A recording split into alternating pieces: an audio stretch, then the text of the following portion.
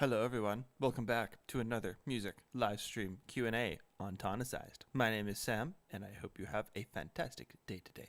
Welcome back everybody. Hope you guys are feeling great. This is Tonicized, of course, and I'm excited because today is Music Q&A day, which means that you guys get a chance to ask questions or jump into the chat and basically direct the stream as it happens.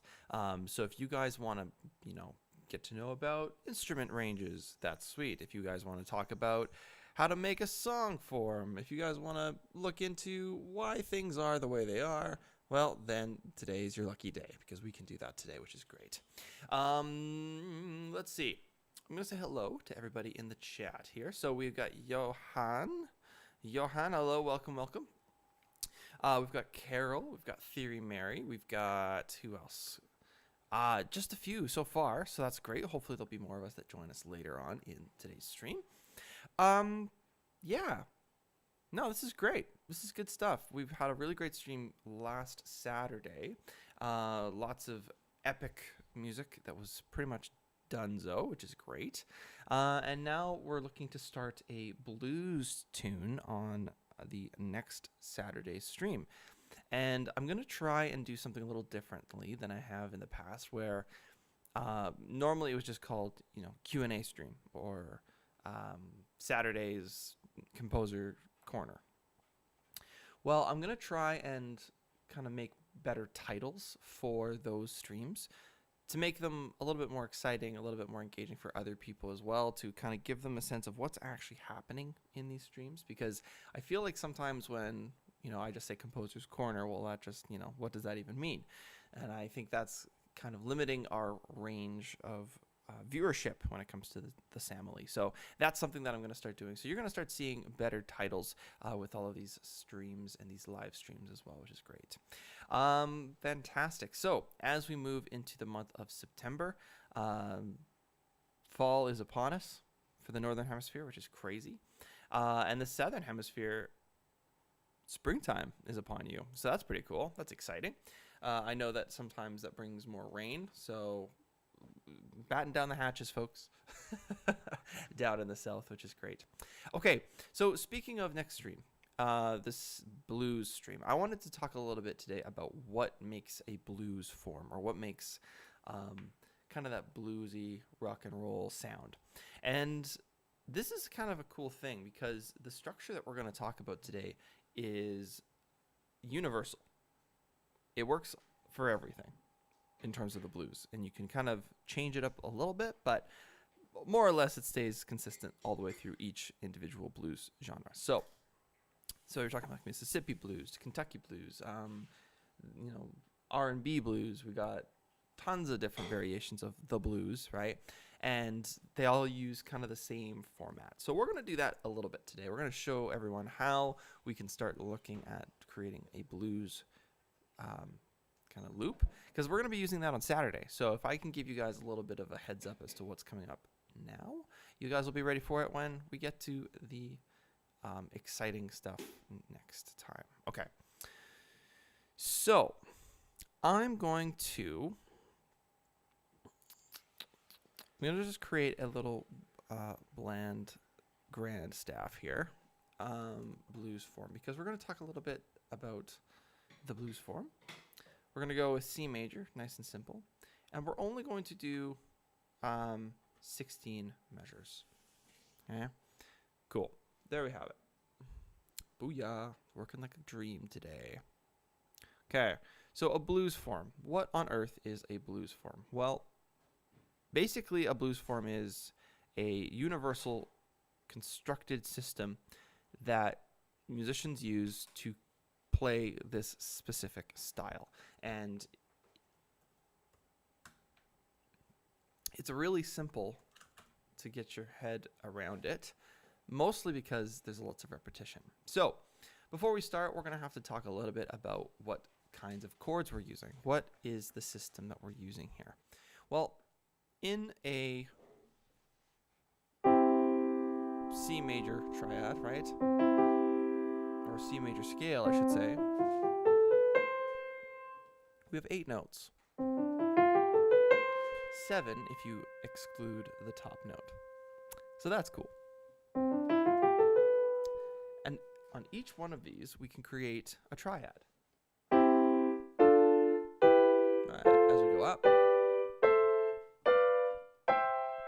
it finishes at the top. So these chords are called the diatonic chords. I have videos on this if you want to go check it out. Super cool stuff, and very important if you're wanting to get into just simple chord progression writing or understanding how chord progressions are made for pop music, jazz, classical, all that good stuff.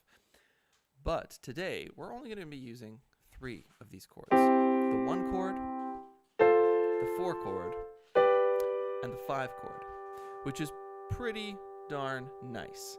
I love it. It's that easy. 1, 4, and 5. Now, it's not going to just do that over and over and over again. We have to kind of lengthen some of the sections and shorten some of the other sections. But overall, it's going to be just 1, 4, 5, which is really nice. Mally, welcome, welcome. Thanks for being here. So, with the blues, okay, we have a little bit of a different approach, right? Because we've got these little broken sections. So 1, 2, 3, 4. 1, 2, 3, 4. Yeah, which is pretty cool. That's kind of the idea, right? Because if you listen to the guitar, it's da da da da da da da. So that's something that we do sometimes as well. And sometimes we even go to the flat 7. So on every single chord, you could do this. Just that shape. 5, 6, flat 7, 6. 5, 6, flat 7, 6 of the scale.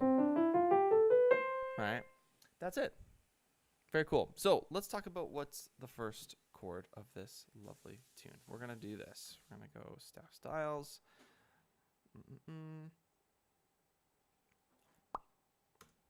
Great. Okay. So now we've got some lovely slashes here, and this just means, you know, play whatever you want, essentially. But we're going to be putting down some of our chord symbols, okay? So what I'm going to do is I'm going to put this. I'm going to put C7. Now, why on earth would I put C7 as opposed to C major? Well, here's why. That is a much bluesier sound. It's a much more unstable sound than the lovely pretty triad. So blues uses a lot of dominant chords across the board.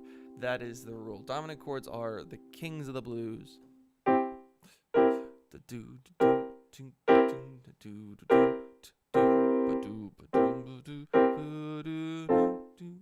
Right? That's kind of what we're working with here, that sound, that dominant chord sound. So if we've got C7 and C7 and C7 and then C7 again. Look at that. We've got 4 measures of which chord? Well, it's the 1 chord, right? So 4 measures of 1.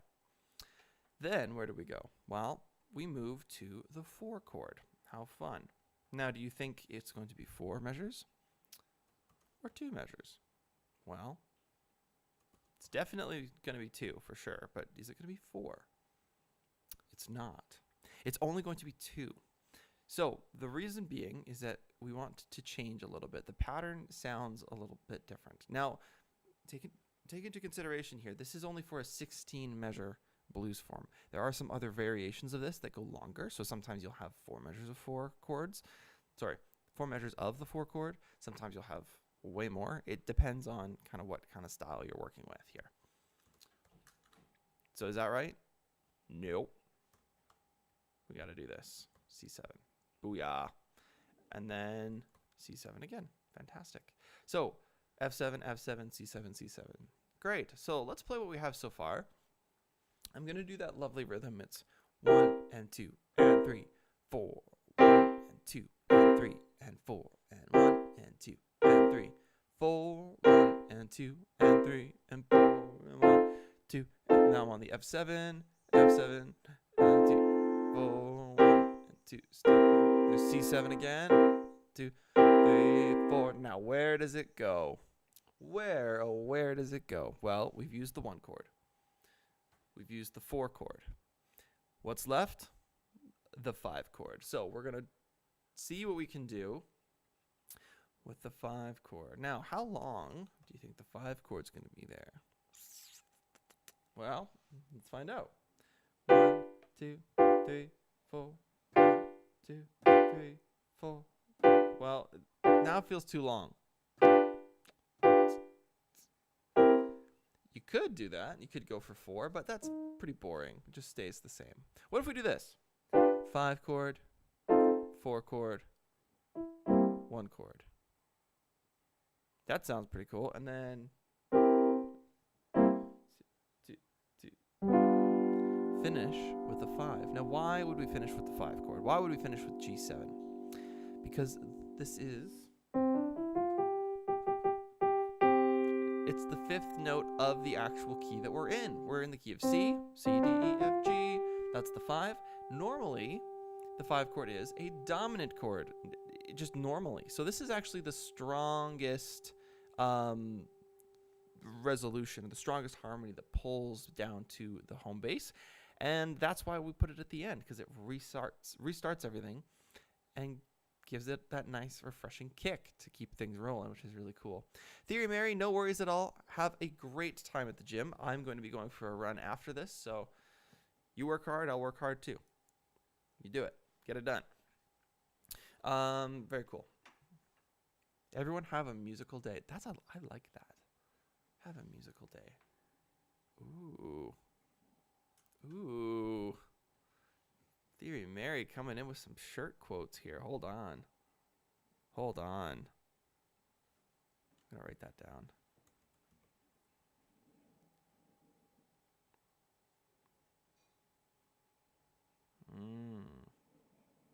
I like that. Have a musical day.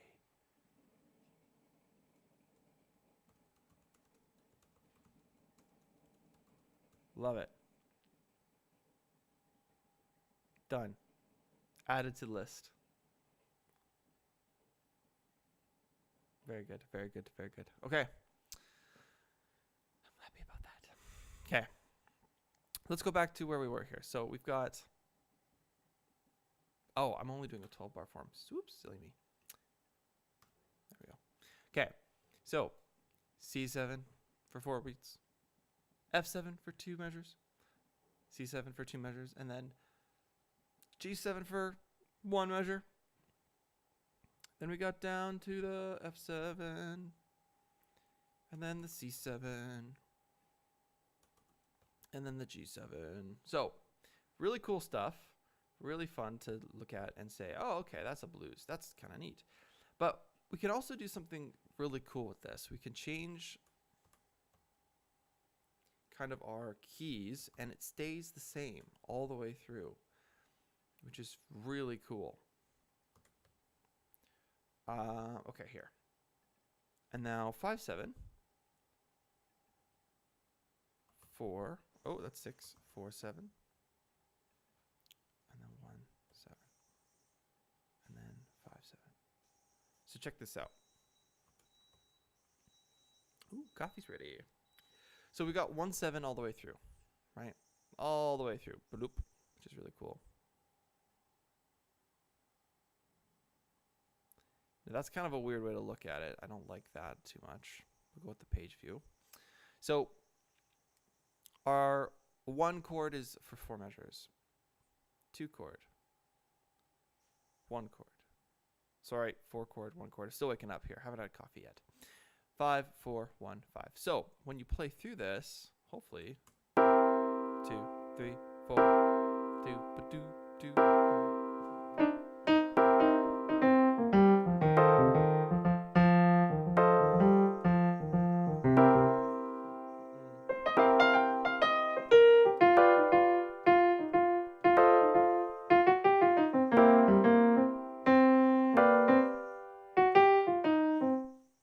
Done.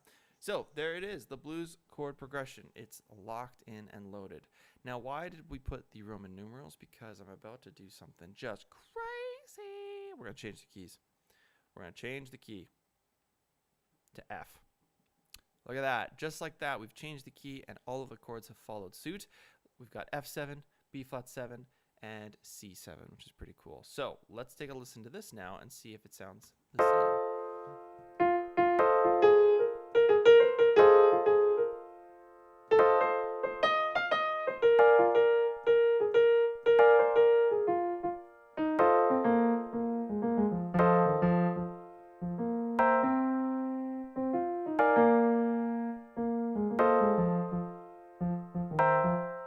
is.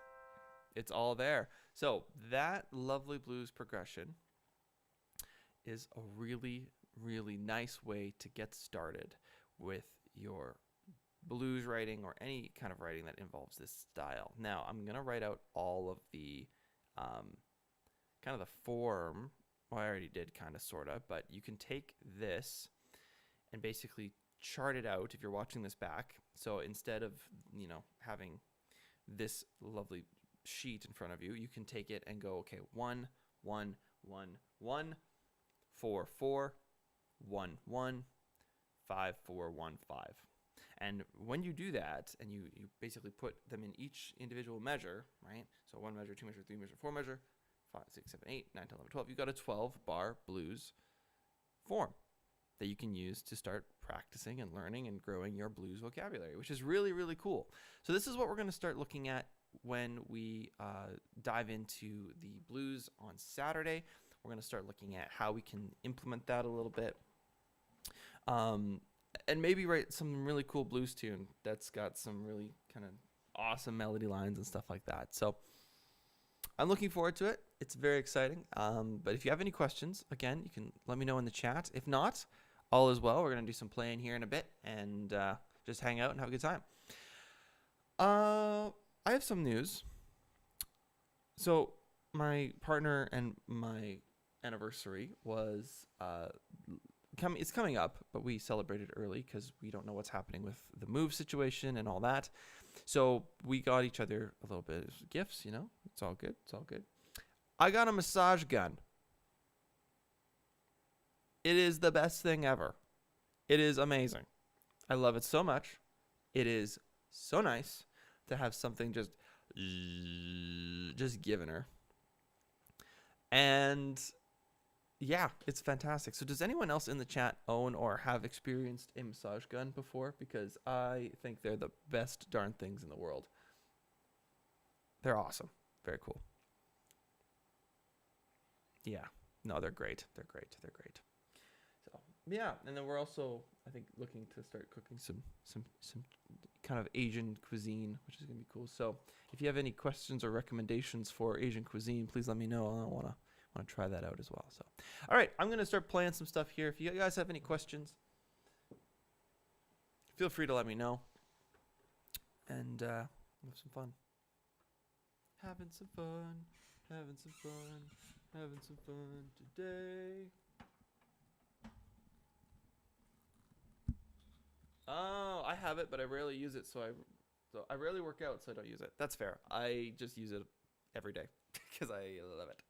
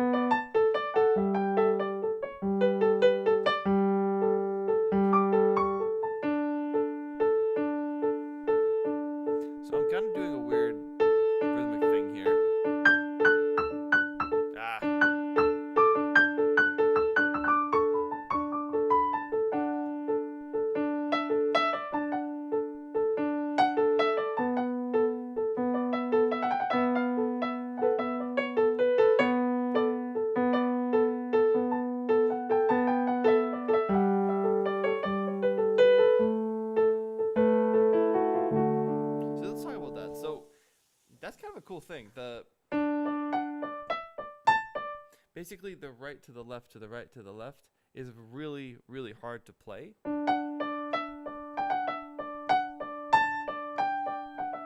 So I'm dispersing the rhythms between my right and my left hand. It's kind of a cool little thing. And piano does this really, really well. Guitar and drums can do this too, but it doesn't sound as melodic, of course. But it's very similar to what a drummer does to kind of change the beats up a little bit. So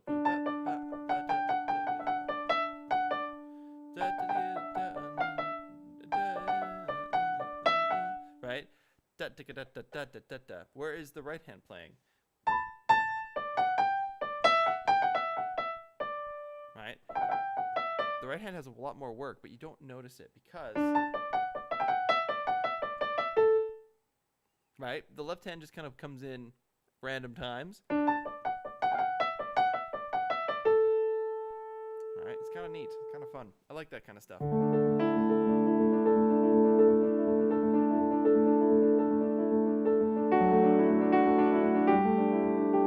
Same idea. We're just using eighth notes.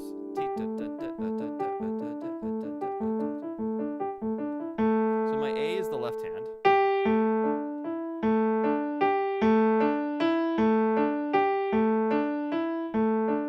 It's really cool. I love that kind of stuff. That's a really cool kind of technique that piano players use a lot. And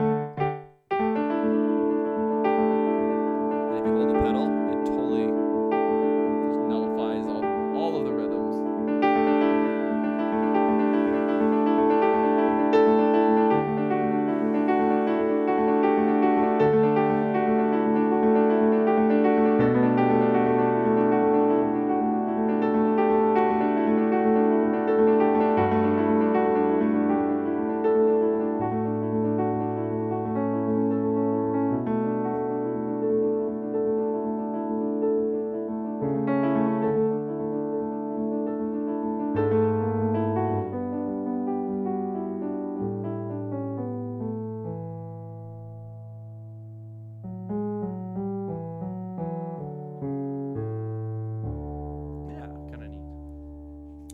So, my friends, if you have any questions, of course, feel free to let me know. Hello, Music Video Piano. Welcome to the chat. I'm going to start breaking down something that I was working on a few days ago. This is called Piano Sketch 1. It's I don't know what it is. It came to my head and I decided to write it out by hand. So, as you can see, there's a lot of scribbles, a lot of really kind of bad calligraphy. But it does the job and it gets it done. And I'm gonna see if I can add some more to it.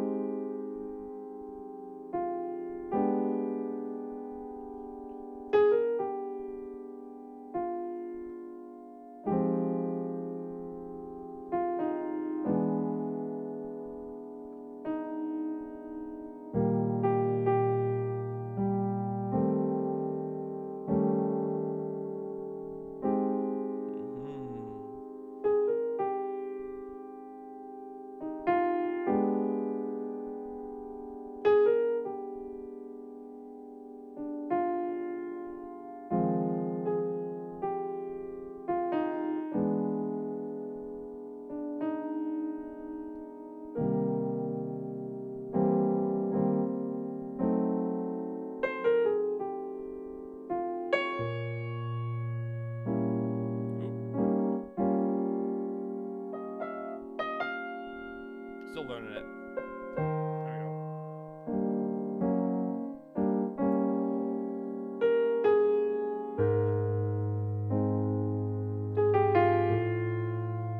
I love that. Oh no, sorry. Oh no, C. There we go.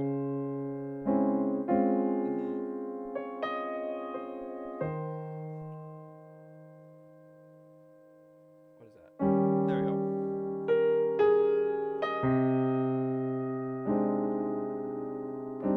There we go. Oh, thank you.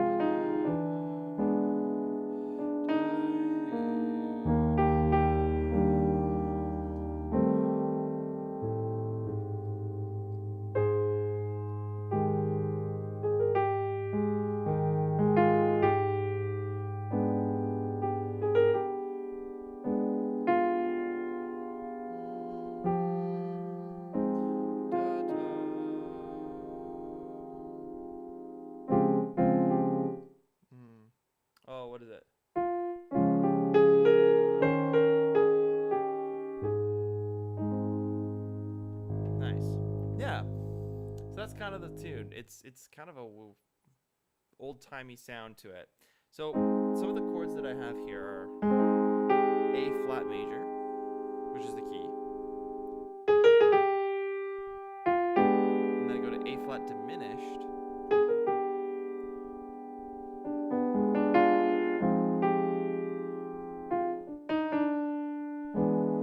Yeah, to E7.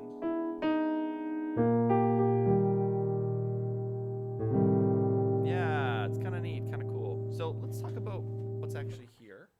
And I'm going to put it into a score for us so we can kind of look and see what's actually happening with this piano sketch and how can we kind of break it down and look at it differently. This also helps me because then I can put like a first draft into finale as well, so you guys can watch that and kind of figure out how that all works as well. Music video piano. We broke down what a blues kind of 12-bar blues would look like. So if you're wanting to learn and look at that, you can always watch this back and say, hey, what's going on here?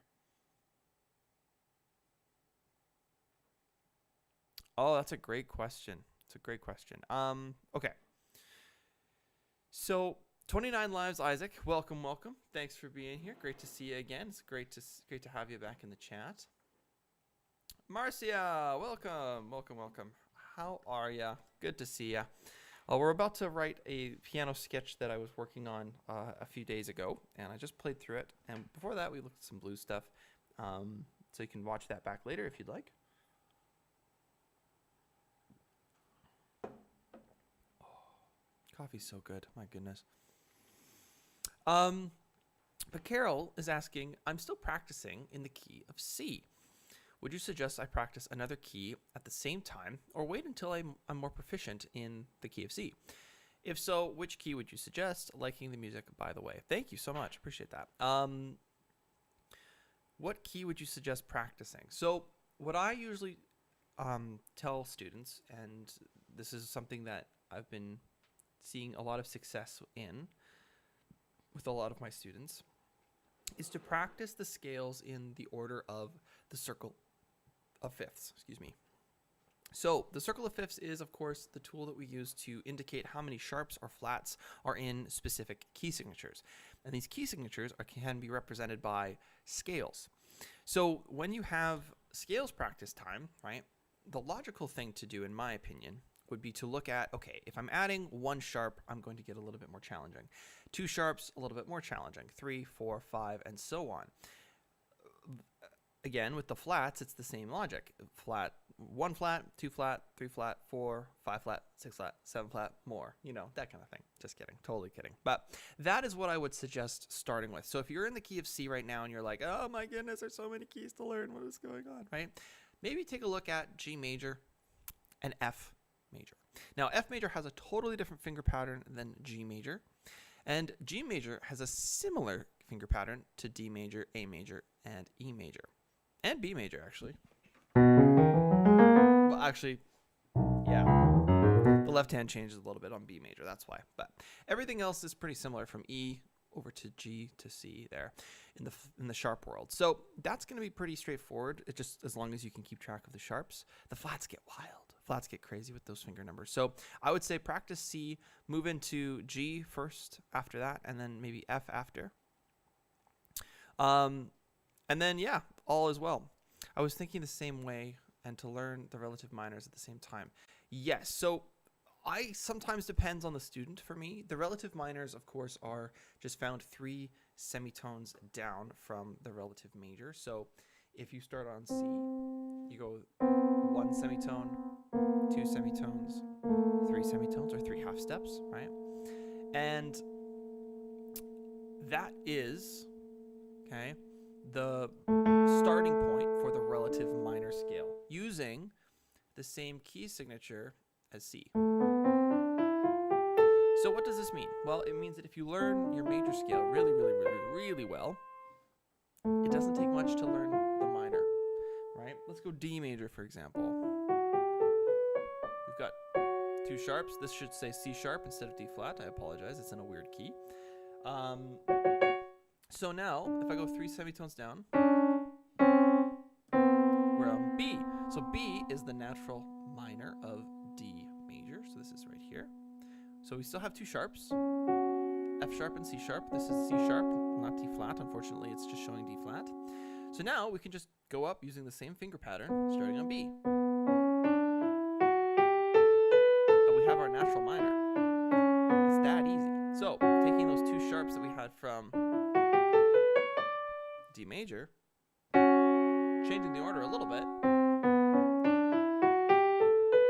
we get that lovely B minor scale. So that's what I would say if you're going to start practicing scales or get kind of into the crazier stuff. Start with, moving around the circle in slow steps, right? So G major, F major, D major, B flat major, that kind of thing, because that's just going to increase the difficulty as you go through and make it more fun for you as you work along. It's very hard to dive into some of the harder ones right away and then get confused when you're going back to C major going, what? There's no black keys? It's a very weird thing. So yeah, start small and grow bigger after that for sure. Okay, we have another question here before we dive into the piano sketch. 29 Lives Isaac says, do you have any good practice things for getting better at syncopation?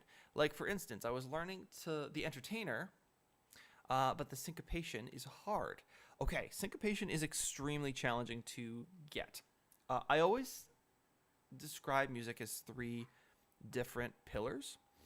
So, for example, if you have one pillar, that's melody. That's the main idea of the song. That's the thing you hum to your friends when you're trying to explain it. You're like, oh yeah, row, row, row your boat.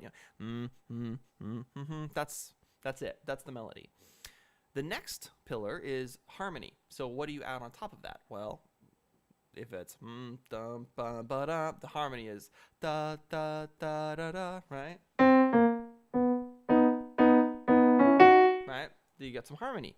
That makes it more interesting, more in depth, right? Music gets more insightful. So that's pillar 2. And pillar 3 is rhythm. Now, rhythm is a whole different beastie in itself, but it kind of connects the harmony and the melody together, creating music. It's kind of the glue that sticks things together. So when you're practicing for syncopation, okay? Syncopation is essentially the offbeat. So anything that is played off of the main 1, 2, 3, 4. So how do you practice this? Well, I use something called 1 and 2 and 3 and 4 and. And a lot of musicians use this as well when they're first learning. Basically what you have is, if there's 1, 2, 3, and 4, in between those 4, there are offbeats, right? So you'll have 1 and 2 and 3 and 4 and. The ands are what we want to focus on for syncopation. And I usually just mark this with a plus. So it'll be 1 plus 2 plus 3 plus 4 plus, which makes 9. No, I'm just kidding. Just kidding. Very funny. Is syncopation the same as constipation? No, very different. Very different thing. Very different thing. My goodness, music, video, piano. That's funny. So syncopation is essentially just in between, right? 1, 2, 3, 4. It's 1 and 2 and 3 and 4 and. Now, how do you figure this out? Well, take a watch to the rhythm video that I just released. It's I wish I knew rhythms. No, I wish I knew this before learning rhythms. I think that's the title. I can't remember. It's the big green one where I'm standing in a forest and talking about rhythms. Basically, what that will do is it will show you and explain to you how to mark the syncopations so that when you have specific groupings of notes, so for example, a dotted quarter into an eighth note, right? That's 1 and 2 and. So you're on the and of the 2 or the second beat, right? That means 1 and 2 and 3, 4, right?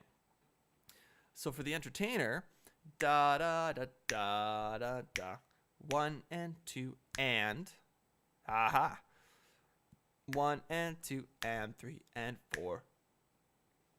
That's what you're going to want to look at. So I'm going to see if I can find that video for you and link it up in the chat here.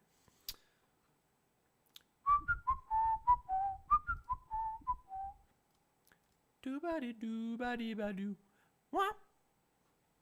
Here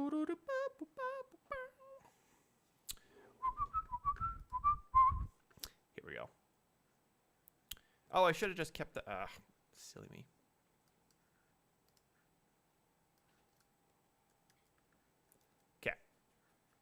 Yes, good stuff. That's the one. I look very serious in this video. I don't know why. I'm very serious, boy. I'm a serious man. Serious man. Are you serious, man? Just kidding. There you go. That's the video. Go check it out. 29 lives. It's a really fun video. It's actually the first time I went and streamed stuff outside of my studio, and I'm hoping to do that again soon with the help of this guy. But yeah, it was a fun time. It was a fun time. And when I'm sitting on the bench, fun fact, I was waiting for these lovely elderly ladies to walk past and get out of frame because I didn't want them in the shot, and I had to wait for like solid 10 minutes. So now you know the little scoops, the insights. Awesome. Yeah, no worries at all, 29 lives, Isaac. I hope that helps kind of figure out the syncopation situation. Oh, that's a good t-shirt idea too. I'm the syncopation situation. That's good stuff. Okay, we're going to keyboards, piano. Awesome. Okay, this is piano sketch 1. Composer is Sammy. Done. We're in the key of A flat major, and we've got, what's the tempo? Oh, it's slow. It's slow. We're gonna go like 95. How many measures? Let's go with 26 for now. And it's common time, so that's all good. Cool. Great. There we have it. I love finale so much, but I also hate it at the same time. Great. Okay, we're gonna go 4 measures each. Awesome. All right, so the first thing that I usually do when I'm sketching, so for those of you who have just joined us, I have this lovely sketch of music that I've written. Let's see if we can zoom in a bit here. There we go. So that's the sketch. It looks really kind of gross, hand-drawn, very, classical composer looking. But that's what we're using to put this into the fancier, more elaborate system here. And hopefully what we'll do is be able to get that sketch figured out nice and solid and put it together nice and neat. So that's what we're going to do for the next 15 minutes. It won't take long, just to get this melody and the chords in there as well. And hopefully it'll sound pretty cool in the computer, but no promises because hard to say. Okay, so let's see here. I'm just going to rip through this. A flat, diminished. That's not a thing, so we're going to go like this. And then pick the diminished chord. Let's see, where is the diminished chord? Where is the diminished chord? There it is. Nice. Beautiful. All right, so that's 2. Great. And now we're going to go to F minor over E flat. Again, not a chord. That's a lie. F minor 9 is what we'll do instead. Is that right? Yeah. What? What is happening here? Finale, are you off? Okay. Minor 9, minor 9, minor 9, minor 9, minor 9. Oh, there's no minor 9. Really? What? There's definitely a minor 9. There we go. Yeah. What? Okay. That's so strange. That is so weird. Okay. So do that and then over E flat. Is that? Yay, that works. Okay, good. It just needed some co-horsing there. Co-horsing? Does that involve horses or not? Asking for a friend. Okay, that's E flat 7. And now we've got this first repeat here, which is cool. So we're going to do this. That's sweet. Actually, you know what? I'm going to write the melody first because I want to make sure that it's actually... Sometimes I write melodies by hand and they're not right. So I need the... Okay, good. It is right. Whew. Nice. Great stuff. Cool, cool, cool. Ba,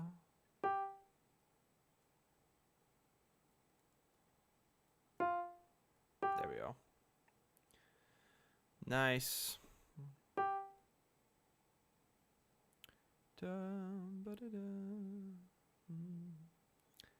I love this melody. It's so pretty. So who knows what happens with this? Ba-da-da. Yeah, it's awesome. Da-da. Cool. So the melody is very simple. You can see there, it's not deviating too much. We have a repeating pattern here with this, and almost repeating, but just slightly different. And that changes the momentum into the next section. You also have the different chords, which kind of spices things up a bit, which is neat. Really like that. And then we're moving into something new. So let's see. Dum, da-da-dum, ba-da-dum, ba-boom. Again, if you guys have questions or you're wondering how I'm doing some of the stuff that you see here on stream, please let me know in the chat. You can also like the video and subscribe to the channel if you haven't already done so. And if you have already done so, thank you so much for doing that. It's really appreciative. It's going to help this channel grow, and hopefully this family will continue to inspire others around the world. Dum, ba-da-dum.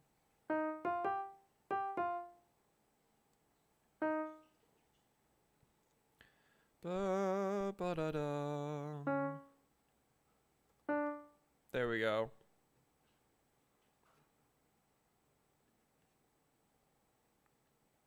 Ooh. Do I have any recommendations for an organ model to start learning piano? Okay, an interesting question.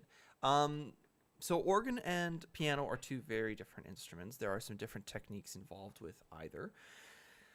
Organ usually has a lot lighter of a key touch. So if you look at this one here, it's got this like really bouncy almost look to it. It's quite, you can go really quick. Whereas this one has a really thick kind of bounce to it. It's a lot harder to press.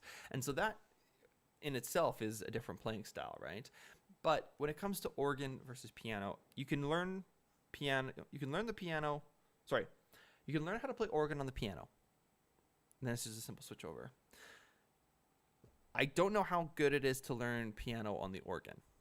And here's why. The organ has so many blips and bobs and knobs and distractions, essentially. Whereas piano is just straight up. The organ can kind of get overwhelming really quickly.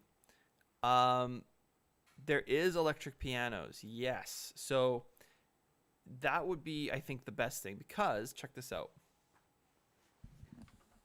All I have to do, I literally have a button right here that says organ. Now, it might be really loud, so I apologize. There you go. Organ it is.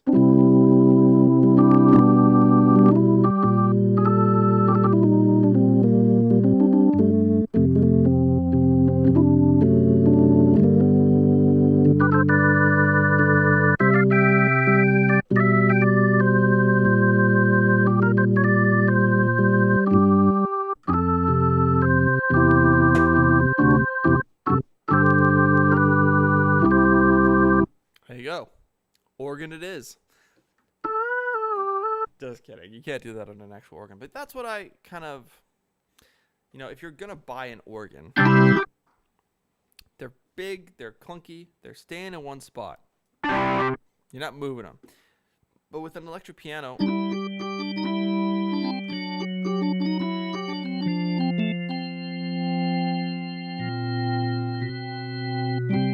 you can have that nice organ sound, and actually have various different organ sounds, which is really cool.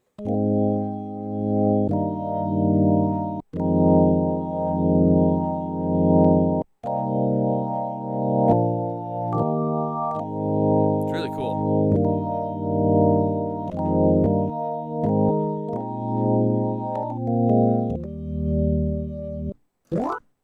Pipe organ. Ooh. Now that might be tough. Nope. Ooh. Pretty cool. That's let's see.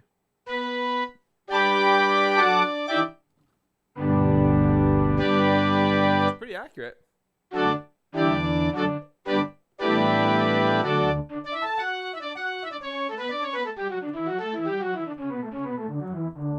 Pretty cool.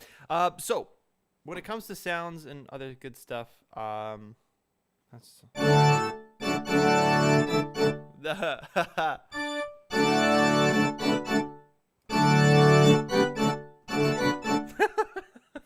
sorry, I got distracted.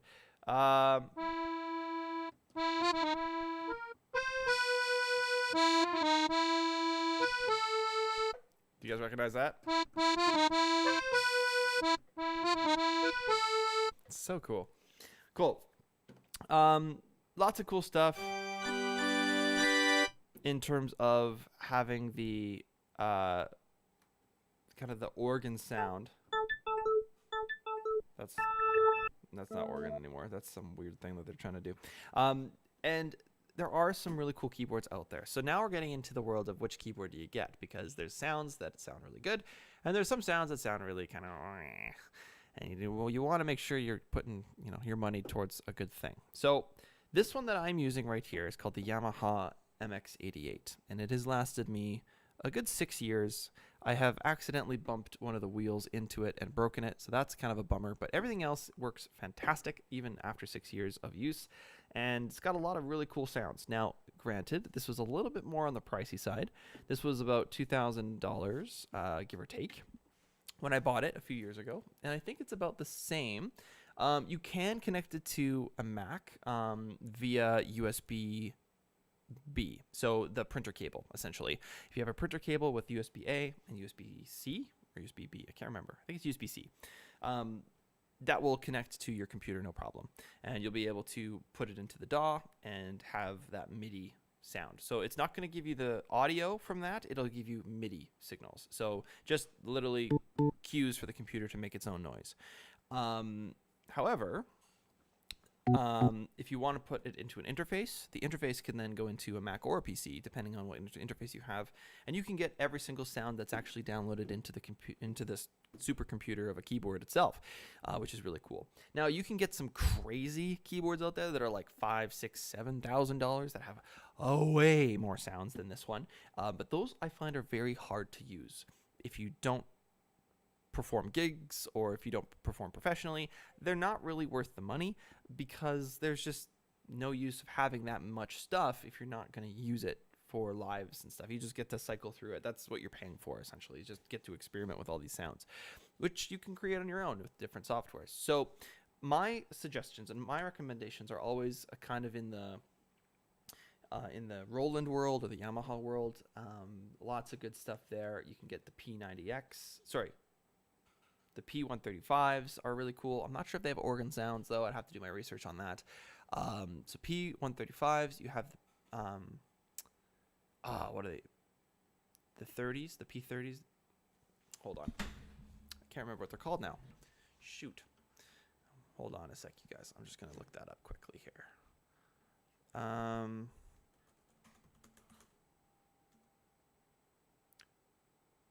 Oh, yes, the P10 and the P30. Yes. Okay. So the Roland P30s are really good. They're a little bit on the pricier side, but they're pretty good for what you get. The P10s are the cheaper version. They won't have as much sounds, which is cool, but it'll give you some nice, good stuff. The other one that I would say for any kind of organ sound, I mean, Nords are fantastic for that. They have really nice sounds, but they're also very, very expensive. The DGX 670 has some good organ sounds as well. That's it's kind of on the cheaper side of things, but that's a Yamaha as well. So Yamaha is going to give you those sounds as well, which is great. Yeah, kind of cool. So lots of good stuff with that. Do your research before you get it. Is it Roland RP30? Is it the same as P30? No, different. So an RP30 is different than a than a P30. A P30 is going to give you kind of the keyboard look, whereas an RP is more like stand up. So if you want that like solid, consistent thing that you can't really move anywhere, then the RP30 is the one you'd want. The P30 is more movable. It's kind of like this. You take it, go to church or go wherever you need to go, come back, plop it down. You got it. You're good. That's the P30. The RP30 stays still. The P30 can move. Yes. So always look for that. I also recommend you guys, if you guys are looking to buy pianos, I always say this to everybody, go and play it. Go find somebody who owns one, or go find a store that is offering one, because that will give you the insight as to how it feels. It is so important to understand how a piano feels when you play it, because if you don't know and you get it and it comes in the box, you open it up, you start playing it, and you're like, this feels weird, right? And now you're stuck with a piano you don't really feel like playing, or you're not motivated to play because it feels weird. Always, always, always check to see if it feels good under your fingers before you get to buying the stuff there. So how much polyphony does it have? I'm not entirely sure. In terms of the MX88, I think it's the full like 128. I'm pretty sure.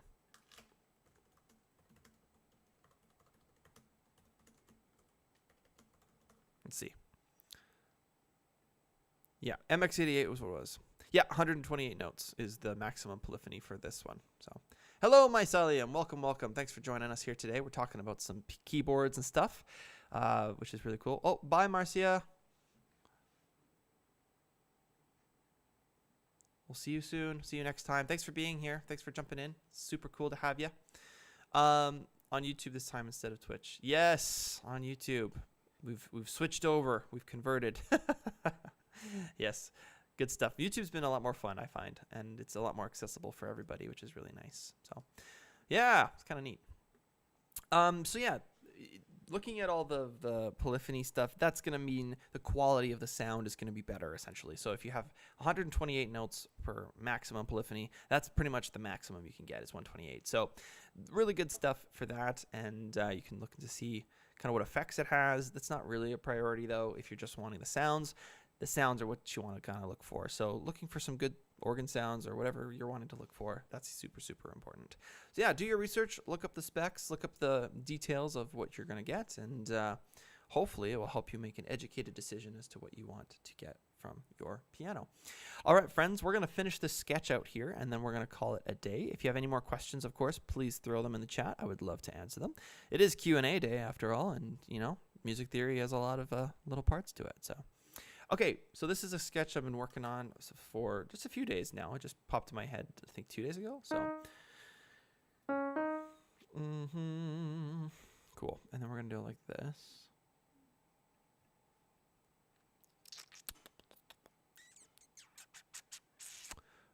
Insert what? What did I want to? What? Huh? There we go. First and second heading. Boop. Done. Nice.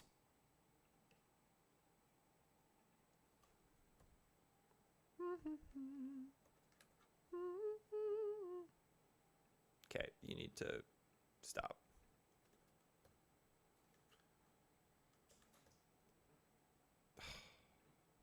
What? Okay, my computer's confused. Okay, A7 sharp 5. That's all I wanted. Thank you. That's all I needed. All right. Oh, it goes here.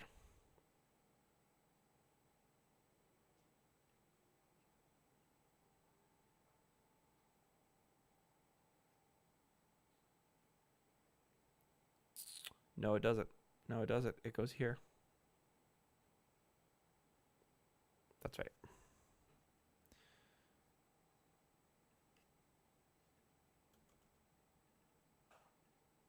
And then we go E flat over B flat. Right? Yeah. There we go. Beautiful. Okay, cool.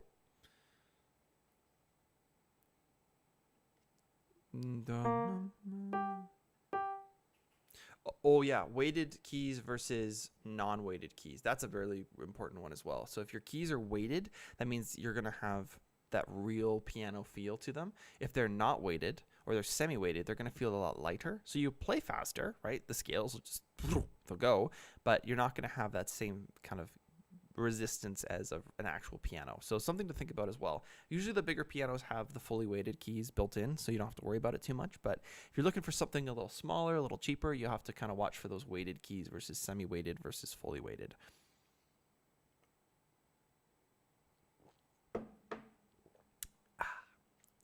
Okay. Dum dum ba.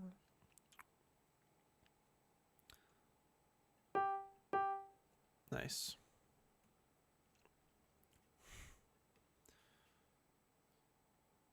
You're welcome, Johan. No worries at all. Hey. My Psyllium. That's awesome. Very cool. We all stand together by Paul McCartney. The band director asked me if I wanted to do that. Hey, nice. Yeah, that sounds great. Good luck with that. I can't wait to hear how it goes. That's going to be awesome.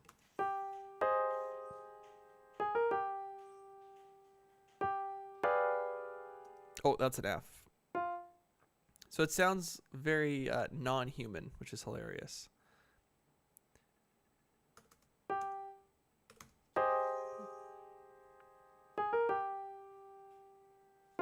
That's really cool. Christmas already? My goodness.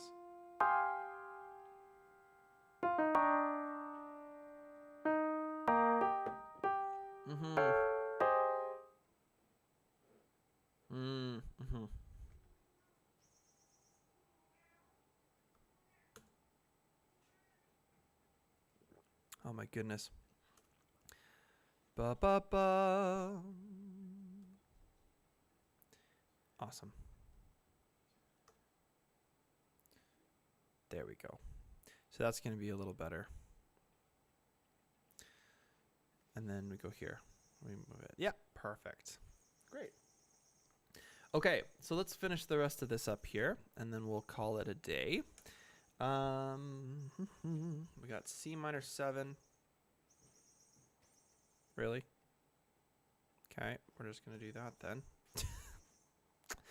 Ugh. Okay. F7 sharp 9, which is great. Again, doesn't like me. That's fine. 7 sharp 9. Dunzo. Very good. All right, now let's have some fun.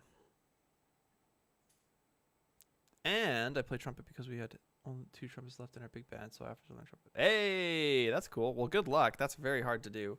I have my trumpet somewhere. I think it's back in my hometown there. So I'll have to go find that at some point. Hopefully when I move in the next few weeks here, it'll be easy to do that, and I can show you guys kind of what that looks like.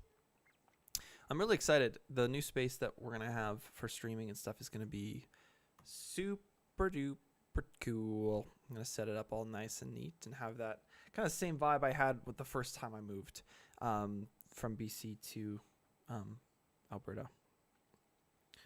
A flat major. Oh. Well, that's awesome, my Psyllium. I'm really, really stoked to hear that you're still writing and creating and helping out with your band. That's really sweet. I'm super stoked to hear that. I wish you the best of luck with that for sure. Like it's a lot of work, and I'm sure you know that. So as long as you got someone to help you and kind of work you through the challenges there, it's not too bad. But I watched the video. It was really helpful. Fantastic. I'm so stinking stoked to hear that. That's why I do that. That's so cool. Thank you for watching that. I really appreciate that. I'm glad it helped. Glad it was helpful. Minor 7, flat 5. That's what I want. Doobity-doo. Nice. Cool. And then D flat, major 7. So this is the painstaking process of copying what you wrote down from before. Sometimes the chords work, sometimes they don't, and then other times you get really confused and you start writing doubles and you forget, and then you're like, oh no. and it gets out of hand quite quickly. Oh, okay. What's going on here? F sharp diminished 7. All right, we're gonna do this the old-fashioned way. Awesome. That's great to hear, though, my Psyllium. I need to go now. I'll check in again sometime. Good luck with everything. You as well, my Psyllium. Thank you so much for letting us know, giving us those updates. Have a great rest of your day, my friend. Peace out. I watched, yes, 29 lives. I'm so stoked for you. Okay, we're almost done this lovely sketch. We just got to get through these last lines. My goodness. Craziness. Okay. F sharp diminished. I'm looking for a diminished. There it is. Ooh. There we go. Beautiful. Of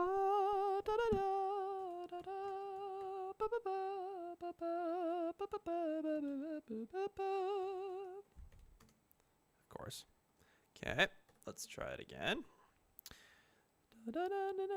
When I first was learning how to use Finale, every time that would happen where I'd get like this chord does not exist, I used to lose my mind, because a lot of the time it was with Big Band or with something else, and it was like right down to the wire of deadlines, and I was like in a rush, and I'm trying to figure out how to do it, and then I figured out that just doing that indent 0 is the secret sauce. That's what gets you the options, so you can actually create stuff that the program actually recognizes, as opposed to just throwing stuff at the wall and hopefully it works. Okay, great. F minor. See, it doesn't like F minor for some reason. I don't know why. So indent 0, enter. Let's see, minor 7. Minor 7, you shy. Minor 7. What you talking about, mate? There you go. Minor 7. Sweet. My goodness. Milo the cat is just the clingiest boy today. He's very playful. Okay. So we'll probably chase the grasshopper after this. Where's diminished 7? Where's diminished 7? Where's diminished 7? There we go. Boom. Nice. And then D flat major 7. We are so close to finishing this. E flat 7. Great. Okay. Now for the melody, and then we are donezo. Donezo. For today, at least. I'll finish the sketch later, just so you guys can hear kind of what this sounds like. Okay. Now we have this. So we'll do this.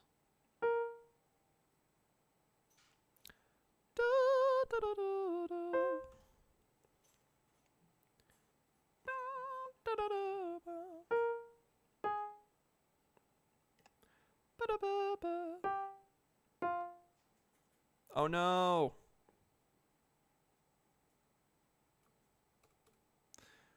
One and two. Da da da da. So maybe it goes like this. Yes, that's better. Perfect. And then we've got that tied to this. So I'm using the same kind of melodic idea. Da da da da. And then do boop. Yeah. And then what's next? Same rhythmic idea.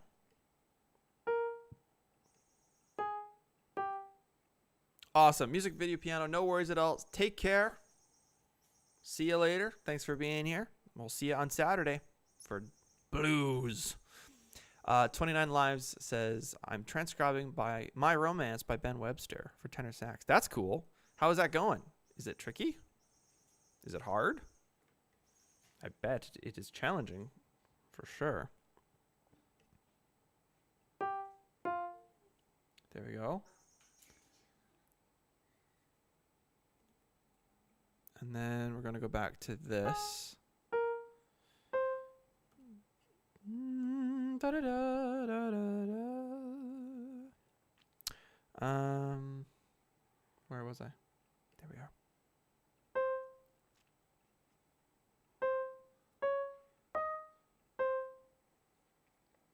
Okay. Great. We got this one here. Oh. What? No, half notes. Silly, silly, silly. I mean, it's mostly diatonic, so it's not terribly difficult. I'm just too lazy to do more. You know what? Fair enough. That's like the hardest part of transcribing, honestly. It's just like when you get to a point where you're just like hearing fuzz, it's like, yeah, I'm done. Yeah, always take breaks. Brain breaks are good. I'm gonna go half note. 1, 2, rest. Da da da da. Da, da. So this is the best part. This is quarter note C, B, C, D, E, C, B, A, G, F. Nice.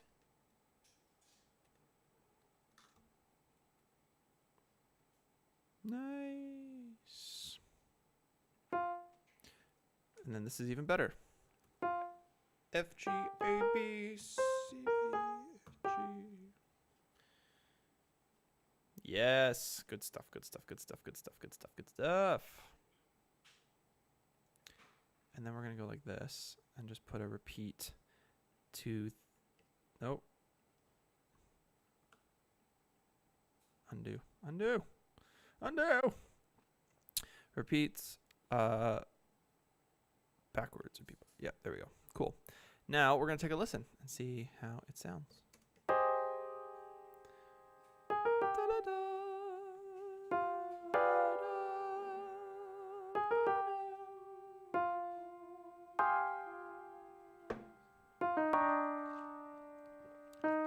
Yeah. So these two chords sound really wonky. I think adding the bass part will kind of fill it out because it does sound good. I've done the work. I've checked it. So that's why you can't always trust the chord playback because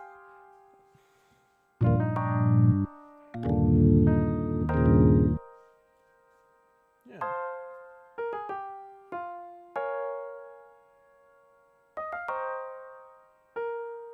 Yeah. That's so funny. I love that.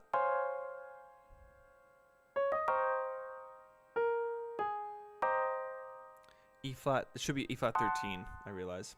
So stuff like that, right? When you're writing it out, you can check, see if you make mistakes and go, oh yeah, right, that's this.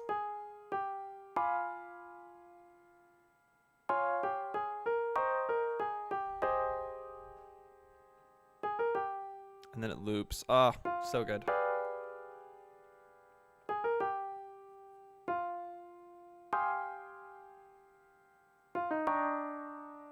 Yeah. And then it'll change there. So I'm actually going to do this. Da da da da da da da da da da da da da. And then we're gonna add 4.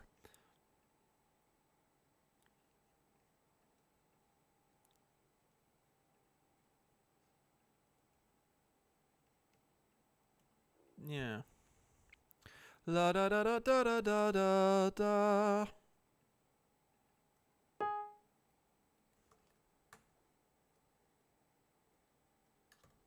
Nice. Very good. So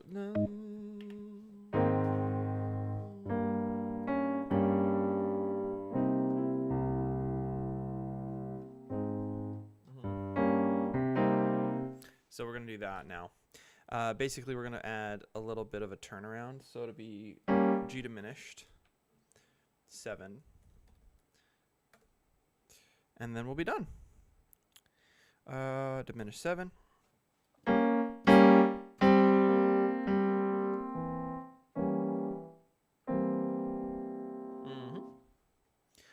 La, da, da, da.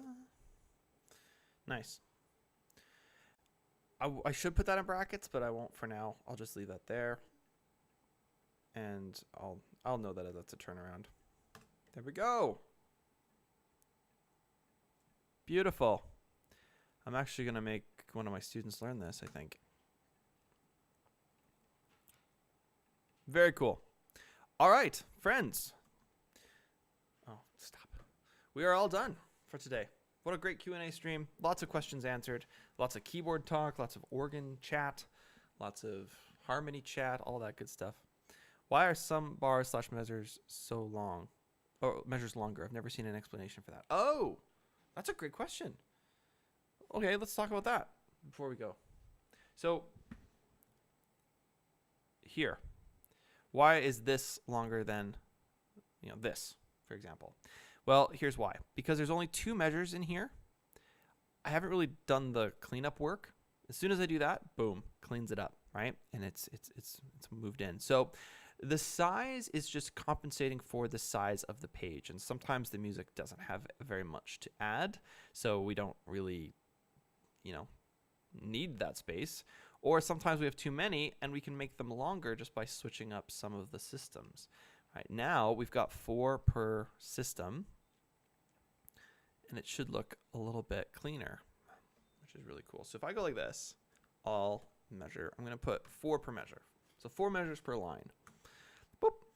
Now it's popped out because this is 4, and these are the leftovers, right? But I really don't want the leftovers because that looks really messy, so I'm going to schmuck it into the one before it.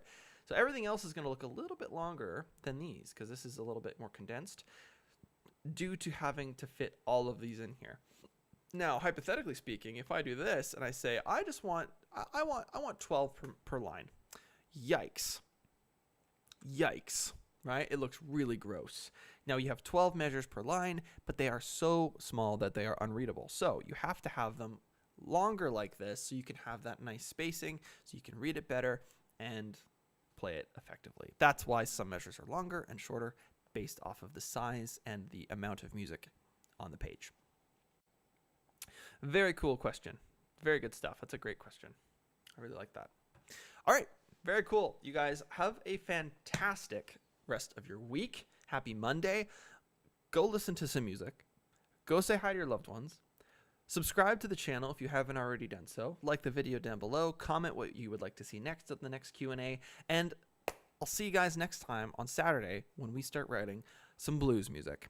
I'm Sam Vesley. This is Tonicized. And I'll see you guys next time. Bye for now. Peace.